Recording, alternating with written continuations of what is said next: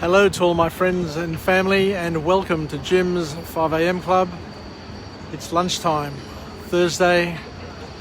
It's overcast. The wind is low. The flags are flying at half mast today because it's the funeral of one of the New South Wales ministers, Doug Anthony, who passed away, I think, last week, but his funeral is today. So I was a little bit confused as to why the flags on the harbour bridge were flying at half-mast, as well as up there on the Museum of Contemporary Art. But I was able to do a quick search on Google and find out the reason for it. So I guess the big question is, what are we going to be remembered for? Fair enough, Doug Anthony spent a life of service, public service, and achieved quite a few things within his distinguished career. But the big question is, what are we going to do and what are we going to be remembered for in our short lives? So the book that I'm going to review today is entitled Why We Work, from Barry Schwartz. And Barry makes a bold statement to kick off his book, and he said that well in excess of 90% of adults spend half of their waking lives doing things they would rather not be doing, at places they would rather not be at. It's a pretty sad state of affairs, isn't it? That most of our waking life is spent doing things not of our choosing and things we'd rather not be doing, which is a bit sad. But the next point that the author makes in this book is that we need to ask ourselves an important question. And that important question is, how do we perceive our work? The things that we do from day to day, how do we perceive it? How do we view it? How do we see it? How do we see it? And based on how we see our work will also influence greatly the experience that we gain by doing it. And there are three different ways of perceiving your work, according to the author, just trying to keep things simple. He said that you can perceive your work as a job, as a career, or as a calling. So the important thing we need to ask is, are we doing something that we see as being just a plain old job? Are we involved in something that we see as a career? Or are we doing something that is our calling or callings? So in terms of distinguishing what each of these mean, according to Barry, he says that a job is something you do just to make money. Now, you can be a stripper, for example, and you're doing it just to make money. You can be a labourer, you could be an accountant, or you could be a politician. I'm sure there's a lot of people who are in politics and in senior positions, in key positions in major organisations, who are just doing a job because all they're doing it for is for the prestige and to make money. So a lot of these people just show up and do what they're told, rightly or wrongly, in order to make money. There are even CEOs out there who just do what the board tell them or what the chairman tells them. As long as they're making money and gaining their bonus, that's all that interests them, and that's all that drives them. So they and some of us are seen to be just doing a job, The next layer on the cake, according to Barry Schwartz, is that you can view your work as a career. And a career is a little bit different to a job. And may I add that there are a lot fewer people indulging in careers anymore. I was lucky to have started work in the 80s, the mid-80s, where you could join an organisation like IBM, where you could see a career, you had prospects, you had opportunities to grow, develop, move up, and you were motivated and incentivised to grow, to bend, to stretch, and to be the best possible version of yourself, and to continue training and to be doing different jobs so that you could gain a greater understanding of the business, and by doing so that you could contribute a lot more to the success of that business.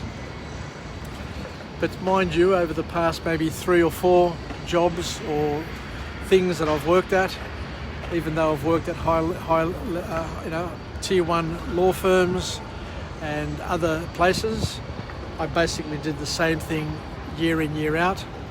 And the longer you do the same thing for, the greater the target you become, until they tap you on the shoulder one day and say, your job's been made redundant. Here's a few dollars for you to take away with you to keep you happy, and see you later. So I guess anybody who's out there who's got a 4, 5 or a 6 in front of their age, and you're doing the same thing over and over again, and you've been doing it for the past 5 or 10 years, unless you're in a sales role where you're a fee generator, if you're a fee burner and you're doing the same thing over and over again for the past, as we said, few years, then you are going to be a target of being made redundant before you know it. So you better be ready for it, and be planning for your next move after you get shafted.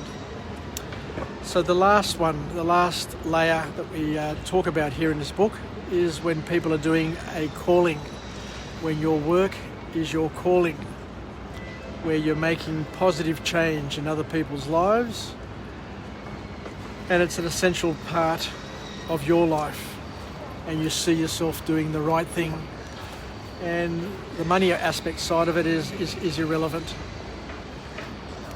So that's food for thought for all of us to mull over on this Thursday lunchtime, and to determine whether or not we are involved in just doing a job, we're part of a career path, or we're doing our calling, the things that we love doing and the things that you're good at doing as well.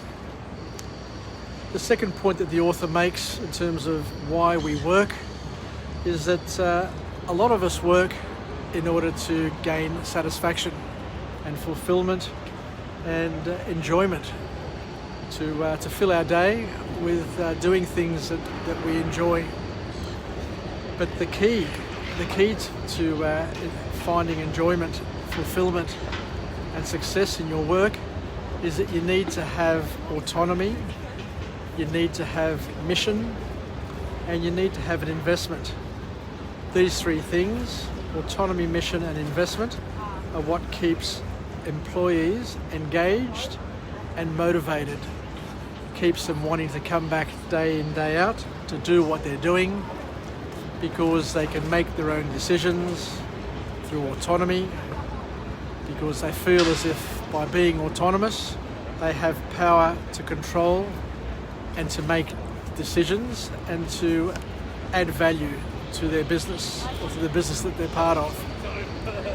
The investment side is also important, because by training you're helping employees and people within your organisation or your group or your family grow their skills, develop their skills, enabling them to leverage what they're good at to create even more value, and to create and to generate more joy and more success in what they do, and then to enable them to be in a position to train others and to help others grow, develop and be bigger and better contributors to the cause that you're part of. And the other thing is that all people, even be it a family, be it an organisation, need to understand what the mission is. Be aware of the mission. The why. Why are we doing what we're doing? You know, are we just turning up and just doing what other people are telling us to do, not understanding how we're contributing, why we're doing it, and how we can improve it?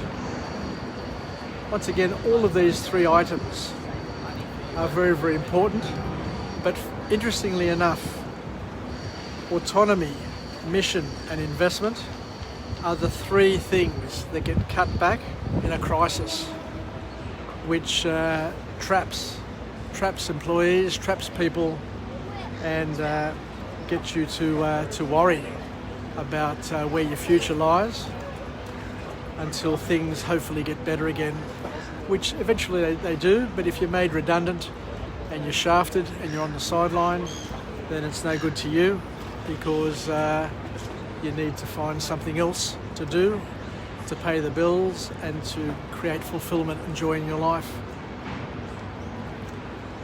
So the other thing we also need to understand is that money is a crappy incentive. Now, you can't keep throwing money at people and expect them to find fulfillment, enjoyment and satisfaction in their careers or in their work or in their calling. Because money, as we've learnt time and time again, doesn't motivate people. It's not going to keep the trophy wife loving you forever, regardless of how much money you keep on throwing her way or his way, depending on whether or not you're a trophy wife or a trophy husband. You'll wake up one day and you'll ask yourself, what the hell am I doing? I'm bored, and all the money in the world just won't give you satisfaction, and it won't answer the key whys that you have in your life.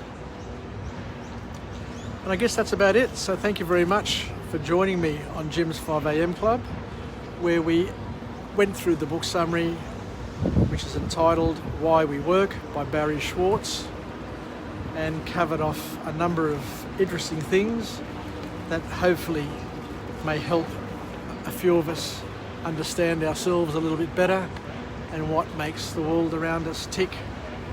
So let's finish off with a positive affirmation. I'm alive, I'm well, and I feel absolutely great.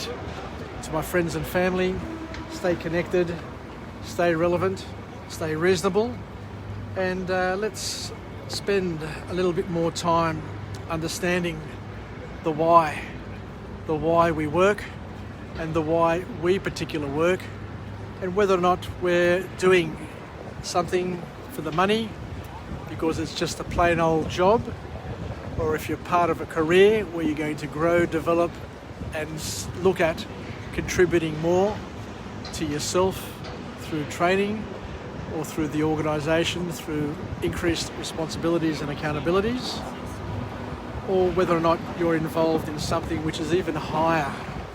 It's your calling. It's something that makes a positive change to the world around you, including yourself and other people's lives.